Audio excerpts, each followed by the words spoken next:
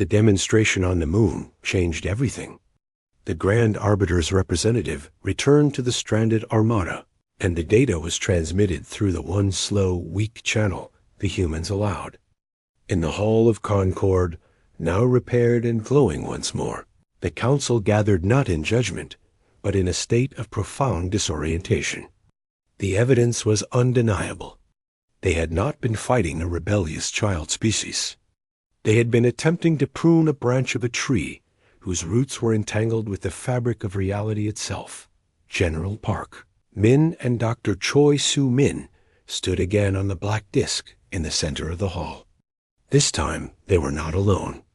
The ethereal's crystal chamber hovered beside them, its soft light a silent advocate. The shimmering energy fields around the council seats remained down. There were no guards. The 12 species were fully visible in their bizarre and varied forms. And they watched the two humans with something new. A wary, humbled respect. The Grand Arbiter spoke, its mental voice devoid of its former certainty, now heavy with the weight of revelation. You have shown us a truth we were blind to. Our actions were an error, a profound error. The sentence against Li Jun is rescinded. His memory shall be honored.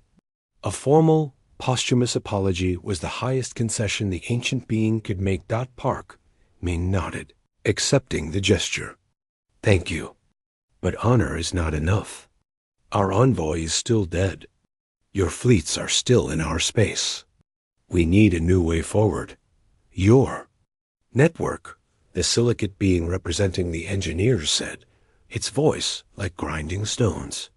It is a vulnerability, an asset your enemies could exploit. Su-min shook her head. It is not a weapon to be exploited. It is a fact of our existence, like your silicon-based biology is a fact of yours. We did not know it was there until you triggered it. We propose a pact, not of submission or domination, but of study and shared protection. She laid out the terms. Humanity would share all research on the collective consciousness phenomenon with a joint scientific council. The ethereals, as telepathic specialists, would be crucial partners in learning to understand it. In return, the Galactic Council would grant humanity a permanent seat with full rights and voting power. The probation and restrictions were abolished forever. The most contentious point was the Guanji field. The Creve delegate insisted it be dismantled immediately. Park Min refused. The field is our only defense against a fleet that came to destroy our home, he said, his voice firm. It will be deactivated when your ships withdraw and the new treaty is ratified, not before. It is a tool of peace, not war. It created a pause where only destruction was planned. We will keep that pause until we have a real peace. There was a long silence. The council members communicated in their private ways. Finally, the Grand Arbiter spoke for all of them. The terms are accepted. We will withdraw. The compact shall be amended. The human species shall join this council as equals. The process took weeks. The Great Armada, once a symbol of invincible power, was slowly, awkwardly towed out of human space by teams of human tugships using chemical thrusters. It was a slow and embarrassing journey, broadcast across the galaxy. The message was clear. The old order was over. On the day the last council ship crossed back into neutral territory, Dr. Choi Soo-min personally deactivated the Guanji projector on the moon. The bubble of dead physics vanished. Across human space, a collective, unconscious sigh seemed to ripple through the population. People reported feeling a subtle tension they hadn't known was there. Simply lift. The official signing ceremony was held not in the Hall of Concord, but in lunar orbit aboard a newly commissioned human station named the Li Jun Memorial. It was a gesture of neutrality. Park Min signed for humanity. The Grand Arbiter used an energy tendril to imprint its unique quantum signature. The other 11 delegates followed. Afterwards, Park Min stood at a large observation window. looking down at the blue curve of Earth. Su Min joined him. Holding a data slate, the first joint research team departs for the ethereal homeworld next week, she said softly. We're calling it Project Remembrance. Park Min nodded. He felt exhausted, not from battle, but from the sheer scale of the change. Do you think they understand? Really understand what we are? I think they're beginning to, Su Min said. And I think we are too. She paused. The network. It's not passive anymore. Since the signing, the background harmonic readings have shifted. It's calmer, more aware of itself. It's like it's been sleeping, and the shock of June's death was an alarm clock. As she spoke, Park Min felt it. Not a voice, not a thought. A resonance. A warm, deep hum of connection that was both incredibly vast and intimately personal. It was the feeling of 8 billion hearts beating in the same rhythm. 8 billion minds dreaming under the same sky. It was not controlling him. It was including him. For the first time, he understood Li Jun's final message not as a command, but as a gentle reminder to a family that had forgotten its own wholeness. Remember. He remembered June's face. He remembered the black sky. He remembered the fear in the Creve commander's eyes. He remembered Yun Ga, brave and focused, teaching them all a new word in a language they didn't know they spoke. On the data slate in Su Min's hands, a simple graphic displayed. It was a map of human-colonized space. Across it, a faint, interconnected web of light was now visible to their new sensors. It pulsed slowly, gently, like a heartbeat. It was beautiful. What now? Park Min asked, watching the stars. Now, Su Min said, a soft smile touching her lips, we learn what it means to be human. Not just as individuals, but as a people. A single people. And we help the galaxy learn with us.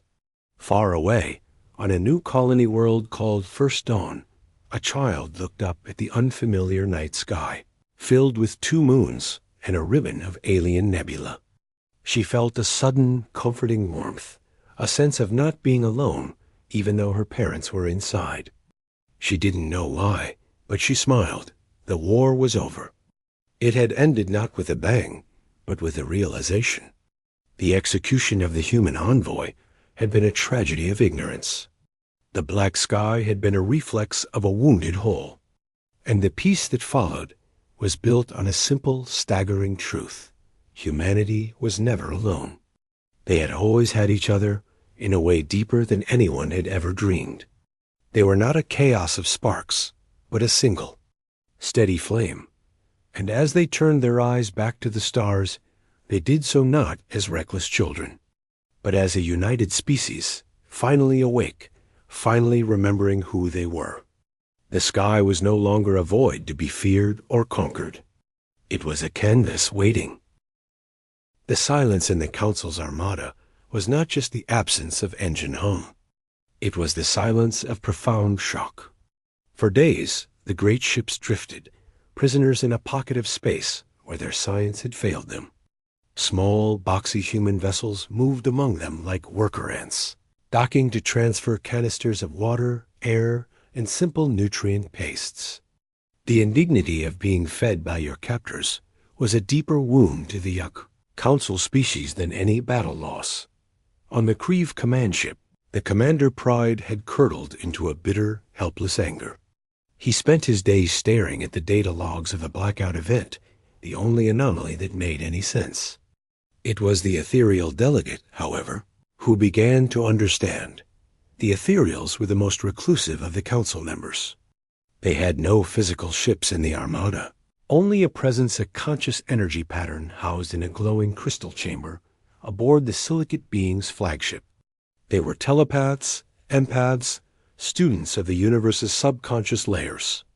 They had voted for the execution reluctantly, sensing unseen currents around the human species. Now, trapped in the Guanji field, they turned their full perception not outward, but inward, probing the strange, quiet space the humans had created. On the fifth day of the stalemate, the ethereal presence requested a direct, open channel to human command. The request was so unusual, so outside of protocol, that General Park Min himself took the call in the Atlas complex. The view screen showed not a face, but a shimmering amorphous cloud of soft light within its crystal. The voice that spoke was a whisper that seemed to come from the air itself. General Park Min, we must speak, not as prisoner and jailer, not as counsel and subject, but as witnesses. Park Min crossed his arms. Speak. The field you have created, this dead space, it does more than silence our engines. It silences other things. It creates a stillness that allows one to hear what was always there, but drowned out by noise. The ethereal's light pulsed slowly. During the execution of Li Jun, we felt a disturbance, a tremor in the psychic fabric of this galactic arm. We attributed it to the violence of the act. But we were wrong. We felt only the echo. The cause was far greater. Dr. Choi Soo-min, listening beside Park Min, leaned forward. What was the cause? You, the ethereal whispered. All of you. Your species. The light cloud contracted, as if in pain or awe. We have scanned your minds from a distance. We saw individual consciousness, like all species. But we missed the connection, because it is not a connection you actively use. It is not telepathy. It is something else. A quantum entanglement of consciousness on a species-wide level. A silent network. Su-min's eyes went wide. A latent psionic field. A collective unconscious that is mathematically coherent. Yes, the ethereal agreed. When your envoy died, his mind did not simply vanish. It was torn from the network. The shock was profound. The network, this collective unconscious of yours, reacted. Instinctively, defensively, it reached out and touched the universe. It manipulated the fundamental dark energy threads that bind reality in a way we have only theorized. It did not attack. It blinked. It created the black sky. The command center was utterly still. Park Min struggled with the concept. You are saying humanity, without knowing it, has the power to turn off the stars? Not to turn them off, the ethereal corrected gently. To make everyone unable to see them for a moment. A reflexive, cosmic scale flinch. Your envoy's death was a pain felt by your entire species, and your species' hidden mind expressed that pain in the only way it could, by affecting the sensory reality of those who caused it. It was a warning shot fired by your collective soul. Su-min brought up the waveform from Jun's final signal on a screen. This data, it's not just a signature of the dissolver. It's a recording of the network's reaction. A template. Precisely, the ethereal said. Your project Guanji is a crude mechanical amplification of that template. You have built a bell to ring a note your species unconsciously sang. You have weaponized your own grief. Park Min sat down slowly, the weight of the idea pressing on him. This changed everything. So the black sky, it was not a weapon. It was a symptom. It was a revelation, the ethereal said, its light dimming. We judged you as chaotic individuals. We were wrong. You are not individuals who sometimes cooperate. You are a single vast organism that sometimes experiences itself as individuals. Your chaotic expansion is not chaos. It is the unified, directed growth of that organism, perfectly coordinated on a level we cannot perceive. Your luck, your rapid adaptations, your inexplicable breakthroughs, they are not chance. They are the network finding solutions. You are the most socially cohesive species in the galaxy, and we punished you for it. The truth hung in the air, humbling and terrifying. The war was based on a catastrophic misunderstanding. Humanity's greatest strength was invisible, even to themselves, and had been mistaken for a dangerous flaw. The Grand Arbiter must be told, Park Min said finally. The Grand Arbiter will not believe a theory, the ethereal replied. It requires evidence. Tangible, undeniable proof. Su Min looked from the ethereal's image to the general, an idea forming. We can give them proof. The Guanji field creates a quiet zone. It dampens the background psychic noise of the universe. If what you say is true, we should be able to make the connection visible here, to demonstrate it. A plan was formed. It was risky. It meant bringing a council delegation into the heart of human space, to the source of their humiliation.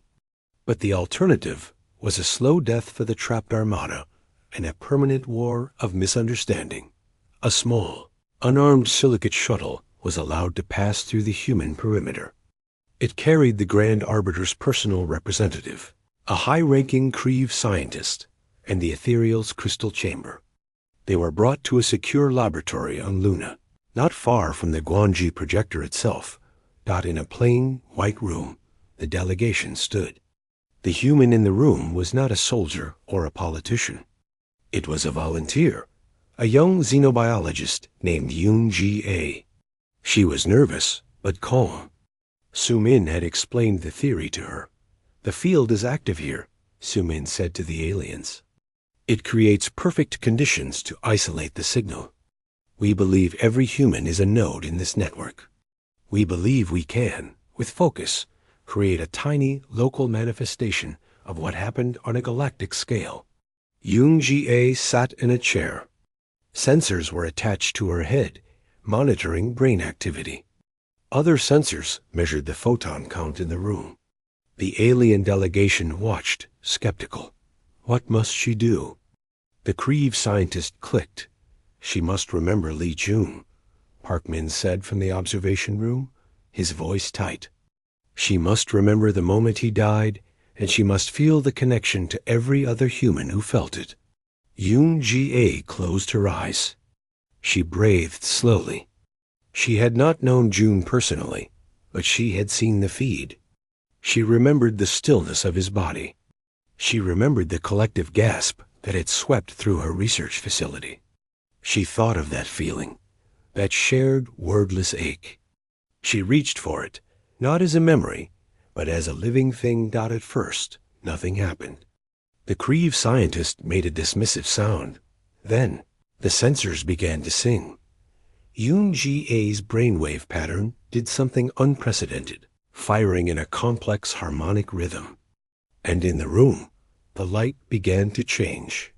It didn't fade evenly. It drew inward, towards her, as if being absorbed. A sphere of deepening shadow, about 2 meters across, formed in the air around her chair. Within it, the light faded until it was the pure, velvet black of the void between galaxies. The temperature dropped. The air still. It was a miniature black sky. The Grand Arbiter's representative, a being of living crystal, let out a low chime of pure astonishment. The Creve scientist was silent, his instruments confirming the impossible localized, conscious manipulation of photonic density. Yoon-Ji-A opened her eyes, which seemed darker in the gloom. The dark sphere held for a few seconds more, then dissolved, light flooding back in. She slumped, exhausted, a single tear tracing a path down her cheek. The ethereal's voice filled the stunned silence, humming with a profound and ancient sadness. You see? It is not a weapon. It is a language. A language of unity so complete, you can speak it to the universe itself. We did not execute a lone diplomat. We wounded a living galaxy, and it looked back at us. Silence. That was humanity's first and only response to the execution of their envoy and the omen of the black sky. The Galactic Council expected a scream of rage, a sudden eruption of primitive warships from human territory. They expected the chaotic, emotional reaction that proved their point about humanity's instability. They received nothing. All official human communication channels went dark. Civilian traffic between colony worlds ceased. The usual flood of data, the noisy buzz of human activity that their long-range sensors always picked up, faded into a deep, unnerving quiet. It was as if someone had thrown a blanket over the entire species dot in the Atlas complex on Earth. General Park Min oversaw the silence. His command center was a storm of quiet activity, officers speaking in hushed tones, screens displaying the movements of thousands of human ships. They were not attacking. They were falling back, pulling in from frontier outposts, consolidating around key colony worlds and Earth itself. It was a defensive posture, but it did not look like fear. It looked like the coiling of a spring. "The Council fleets are moving," a young officer reported. "Creve hive ships are leading the spearhead. They will reach the Sol System's periphery in 72 hours. Park Min gave a single, slow nod. He looked to Dr. Choi Soo-min, who stood beside him at a science station. Her screen showed not ships, but complex gravitational maps and quantum field equations. "Is it ready?" he asked, his voice low. "The prototype is active and stable on Luna," Soo-min said. She had not slept. Her eyes were fixed on the readouts for Project Guanji. "The full-scale deployment array is complete. But General, we still don't fully understand the blackout. To use this now, it is a risk. We are building on a mystery. June died to give us a target and a moment of shock," Park Min said. "We will use both. Activate Project Guanju." The order went out. On the dark side of Earth's moon, in a crater so deep sunlight never touched its floor, a structure hummed to life. It did not look like a weapon. It was a series of elegant, interconnected rings spinning slowly around a core of dark, polished stone. It used principles of physics Soo-min had only theorized, principles that the data from June's final signal had somehow clarified. It was not a bomb. It was a key to turn off a part of the universe in a specific place. Meanwhile, the Council's armada arrived. Hundreds of sleek, organic-looking Cree vessels, supported by the geometric lightships of the silicate beings and the swirling energy clouds of the Titian fleet. They formed a perfect, terrifying blockade at the edge of human-declared space. The Grand Arbiter's message was broadcast on all frequencies, a final offer of surrender before annihilation. Humanity did not reply.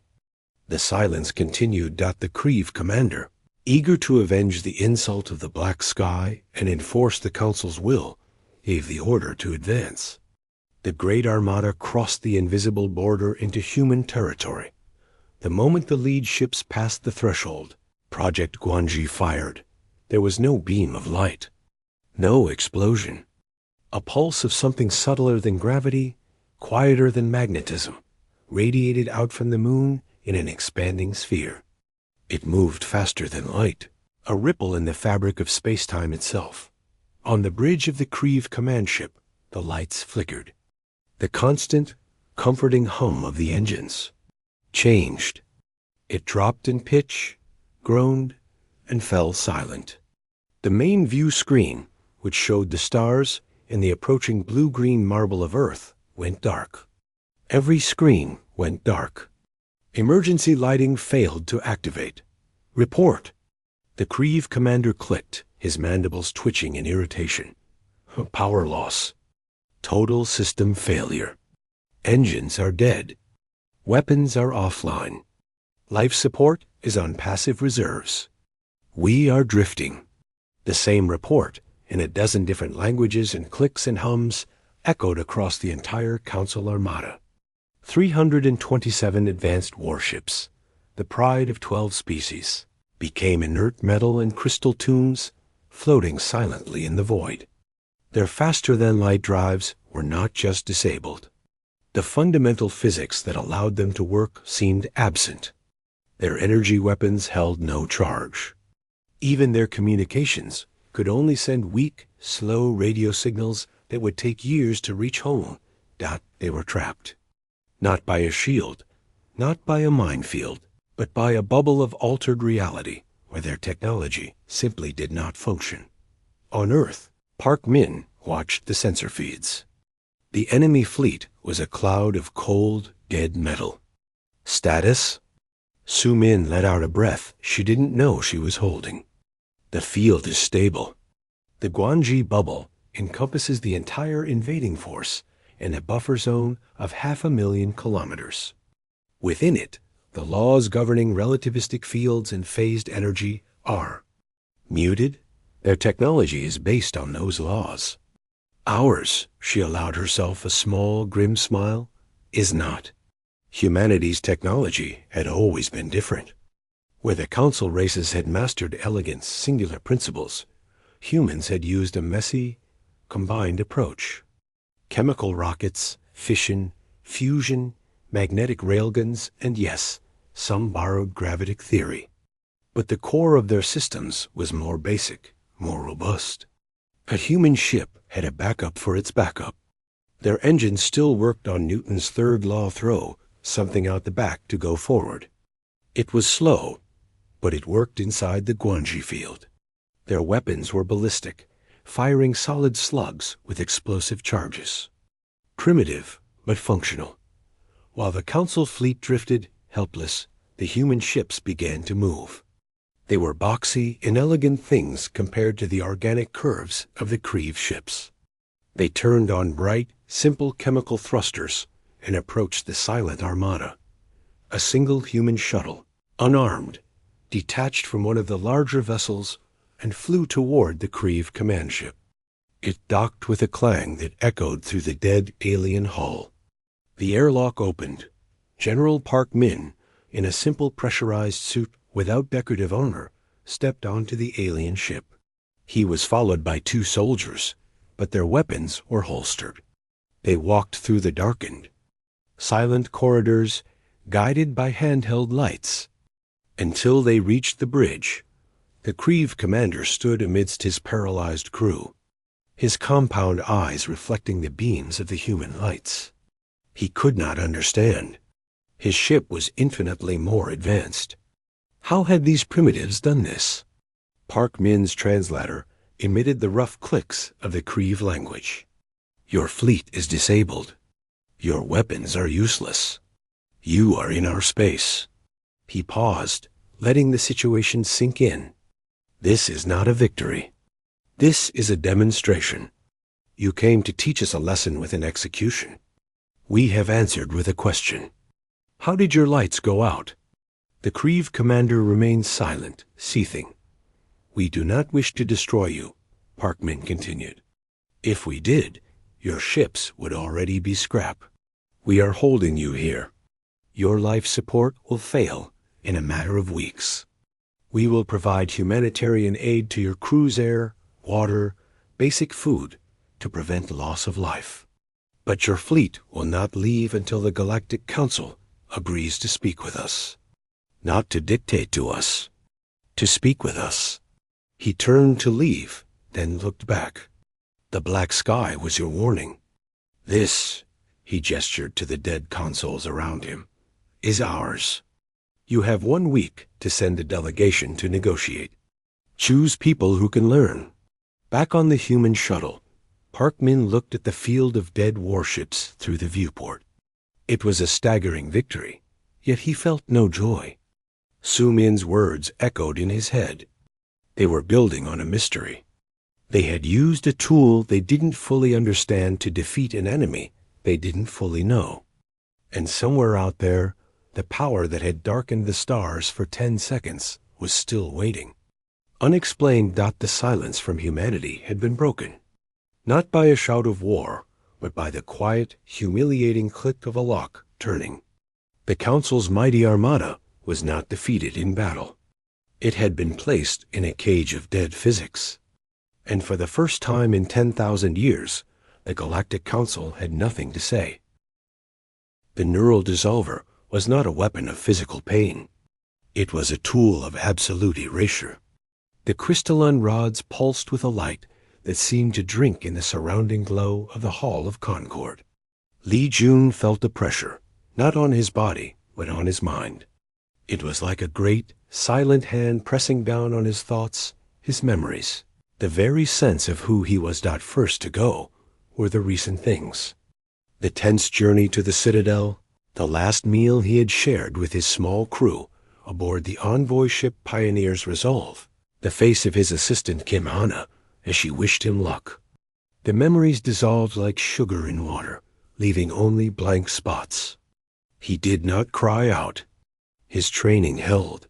He focused on the older memories, digging his mental heels in. He thought of his childhood in Bizon, the smell of salt and engine oil from the docks, the sound of his mother's voice calling him in for dinner. The neural field scraped at it, blurring the edges. He clung tighter. He thought of his first time seeing Earth from a shuttle window, a marble of swirling blue and white against the infinite black. The wonder of that moment became a shield. The Council watched, their perceptions tuned to the dissolver's readouts. They saw the stubborn resilience of the human neural pathways. It was inefficient. A proper, civilized mind would have accepted the inevitable and shut down gracefully. This one fought for every scrap of self-doubt. As the process reached deeper, Jun's body began to tremble. A thin trickle of blood escaped his nose. His eyes, fixed on a point far away, lost their focus. The last coherent memory he grasped was not a grand one. It was a simple, quiet evening in a garden on the lunar colony. Teaching his young niece the names of the earth flowers, they grew under a protective dome, her small, serious face looking up at him. The feeling of peace. The dissolver found that memory and unspooled it. On the black disk, Li Jun's body went limp. The light from the rods faded. The guards released his arms, and he slumped forward empty. A complete and verifiable neural wipe. The Grand Arbiter sent a pulse of satisfaction through the chamber. The lesson was delivered. Clarity required decisiveness. At that exact nanosecond, across every world, station, and ship belonging to the 12 species of the Galactic Council, the sky went black. On the hive world of Kriva, where 1 billion minds worked in constant, chittering communication under a perpetually lit orange sky, the light vanished. The great orbital mirrors that focused stellar energy down to the surface winked out. The glowing fungi that illuminated the deep caverns dimmed to nothing. For 10 seconds, absolute, terrifying darkness reigned, broken only by the confused, frightened clicks of a civilization that had never known night. On the crystalline plains of the silicate homeworld, where the inhabitants drew energy directly from starlight, the sudden absence was a physical shock. Beings froze mid-motion, their internal processes stuttering.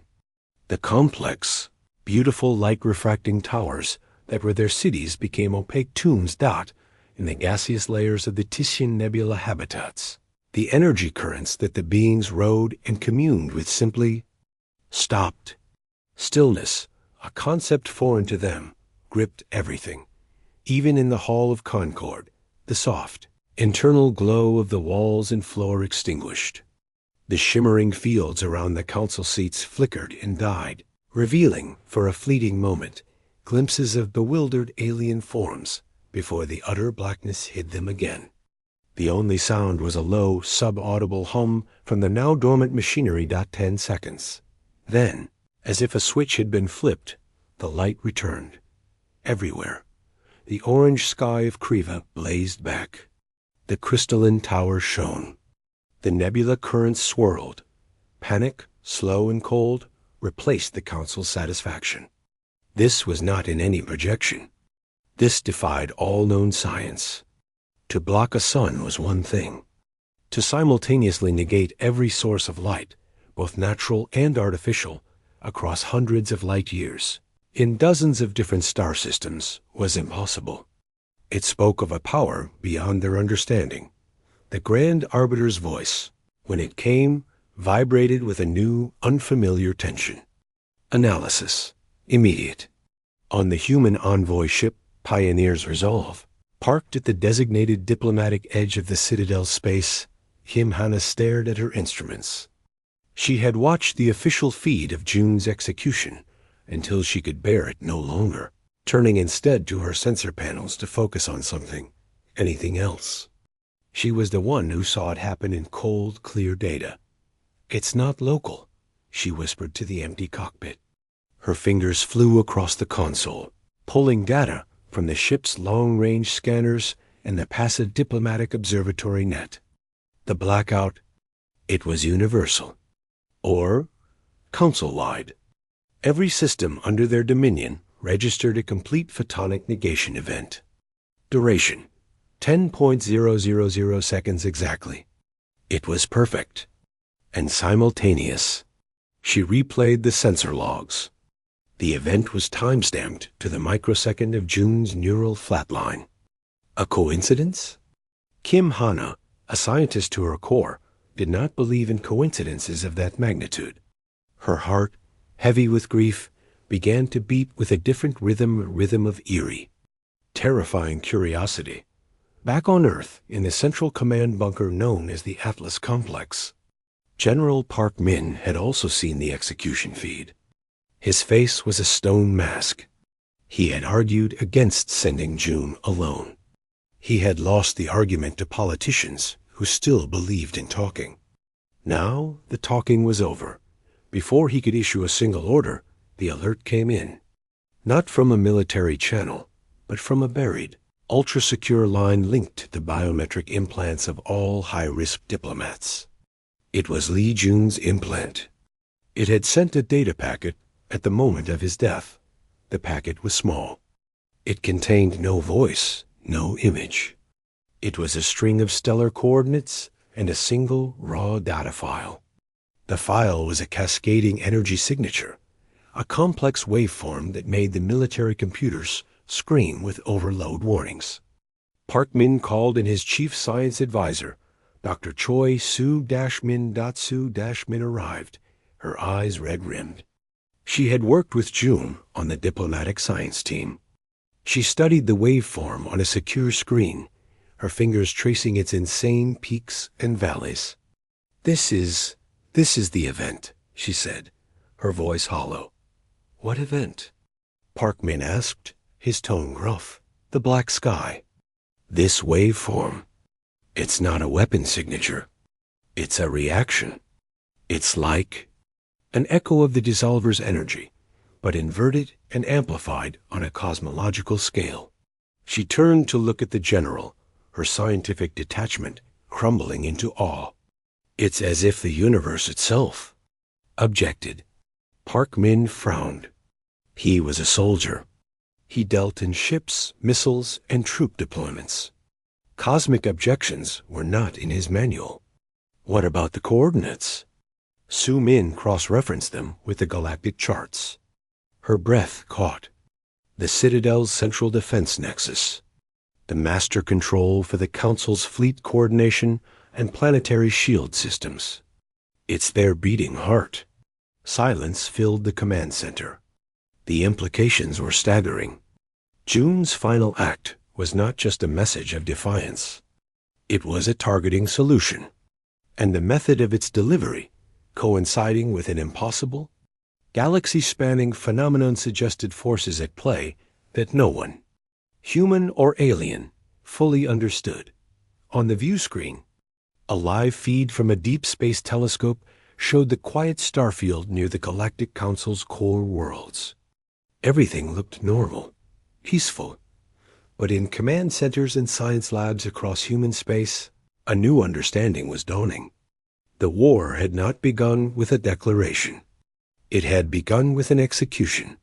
And the first move of the war, a move so vast it darkened the stars, had not been made by human hands. Kim Hannah's voice crackled over a secured channel from the Pioneer's Resolve, reporting her findings. Her final words hung in the air of the Atlas Complex. "General, the blackout was targeted, it was perfect, and it was a message.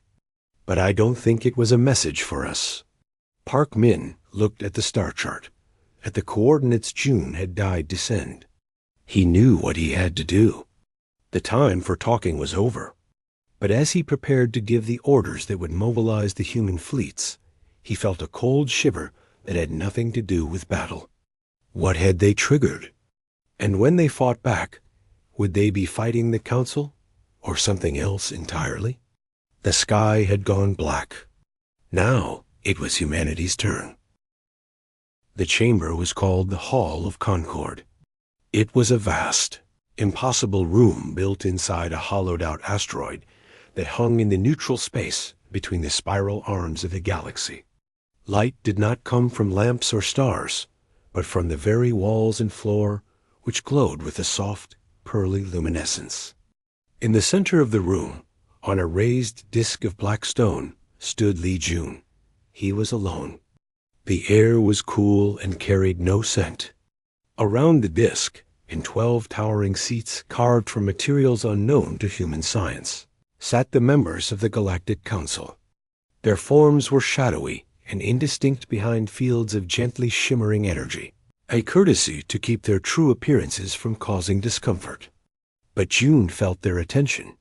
It was a physical pressure, like a heavy blanket on his shoulders. He had been the human envoy for 7 years. 7 years of careful meetings, of translating human concepts like ambition and curiosity into the cold, precise language of the galactic common tongue. He had believed progress was being made. He was wrong. Li Jun of Soul, a voice said. It was not a sound that traveled through air. It formed directly inside his mind, smooth and without emotion. It was the voice of the Grand Arbiter, the oldest of the silicate beings from the core worlds. You stand before this council to answer for the actions of your species. June took a slow breath. The translation implant in his skull hummed. I am here to speak for humanity, Grand Arbiter, not to answer for it. A distinction without meaning. Came another mental voice, sharper, laced with clicks. This was the representative of the Creve insectoid tacticians. Your expansion has exceeded all projected models. You have settled 17 systems in the time it takes a civilized species to properly survey one. You bypass established trade routes. You ignore cultural quarantine zones. This is not integration. This is an infestation. June kept his hands clasped loosely behind his back. He remembered the faces of the people back home.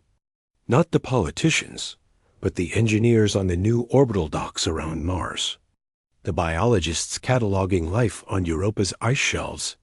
The families on the verdant farms of New Sol on Proxima Centauri B. Their energy, their hope, their simple need to see what was over the next hill. Council members, June began, his own voice sounding small and fleshy in the great room. What you call chaotic expansion, we call exploration. What you see as bypassing routes, we see as finding new paths. Humanity does not seek to disrupt the galactic order. We seek to add to it. A ripple of something cold and disdainful passed through the chamber.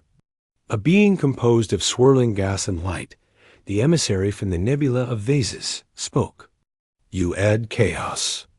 Your technology is a patchwork of stolen principles and reckless innovation. Your social structures are unpredictable. You lack the stability of a mature civilization.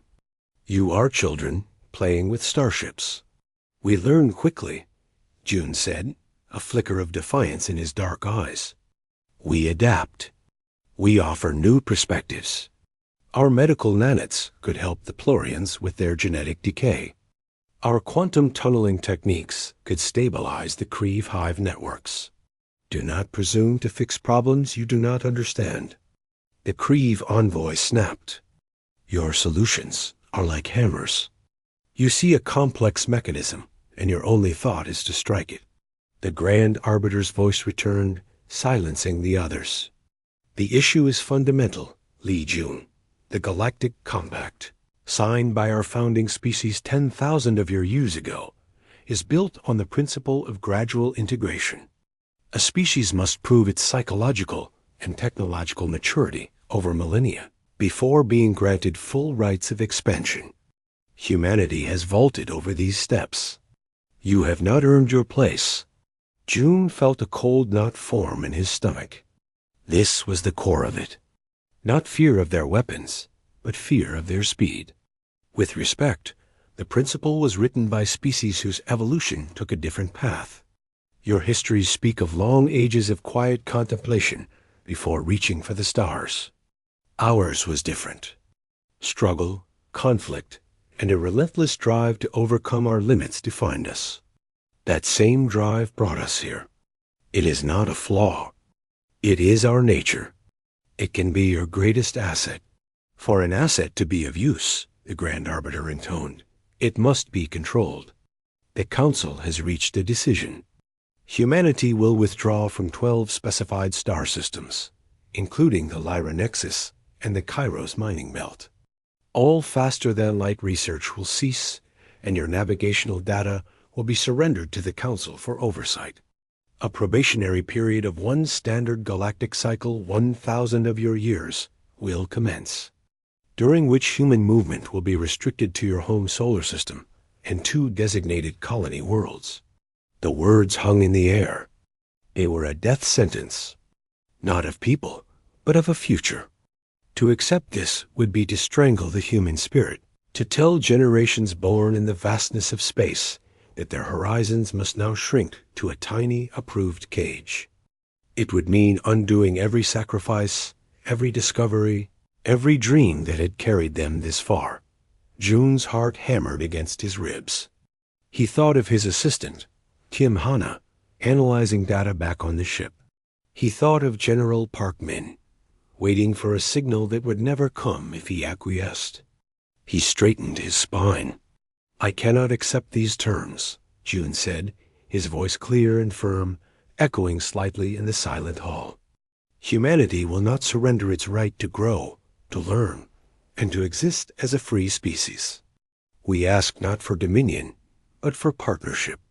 We ask for a seat at this table, not a leash held by it." The silence that followed was absolute and terrifying. The shimmering fields around the council seats seemed to harden. "Then you choose extinction," the Creve envoy hissed. "No," June said, looking directly at the shadow where the Grand Arbiter sat. "I choose humanity." The Grand Arbiter's next words were final, a decree carved in stone. "Lee June of Sol, by your own words, you have rejected the peace and order of the Galactic Compact. Your defiance is an act of war. To make the consequence clear to your turbulent species, you will serve as an object lesson. The sentence is neural dissolution, to be carried out immediately." Guards emerged from the walls. They were hulking, armored creatures of a species June did not recognize. Their grips were like iron as they took his arms. He did not struggle. As they forced him to his knees on the black disk, his hand brushed a hidden panel on the sleeve of his envoy's uniform. A single silent burst of data was sent a final, encrypted packet aimed at the small human vessel waiting light years away. It contained no strategic data, no pleas. It contained one word, the most important thing he could think to send. On the floor of the Hall of Concord, a complex array of crystalline rods descended from the ceiling, humming with a painful, high-frequency energy. The Galactic Council watched, their forms unmoving. Lee June looked up, not at the weapons, but past them, as if he could see through the asteroid and across the void to the small blue world he called home. There was no fear on his face.